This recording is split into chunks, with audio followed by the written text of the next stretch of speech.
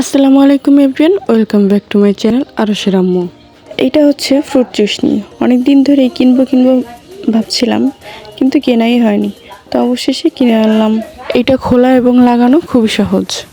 আরশবাবু 6 মাসের পর থেকেই কম বেশি সব ফলই স্বাভাবিকভাবে খেতে পারতো, কিন্তু বেদেনাটা পারতো না। তাই মূলত বেদেনা খাওয়ানোর জন্যই এই চুষনিটা কেনা। চুষনির ভেতরের নিপিলটা সম্পূর্ণ সিলিকনের তৈরি। এইটা কেনার সাথেই আমি বেদানা ফলটাও কিনে এনেছিলাম। বেদানা ফলটা ভরার আগেই আমি চুষনিটা ভালো করে গরম পানি দিয়ে ক্লিন করে নেব। এই তো আমি চুষনিটা ভালোভাবে ক্লিন করে নিয়ে এসেছি।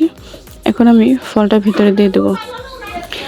আমি খুবই এক্সাইটেড ছিলাম আরশবাবু এটা আদৌ চুষে খেতে পারবে কিনা, কিন্তু পরে দেখলাম ও খুব ভালোভাবেই চুষে খেতে পারতেছিল।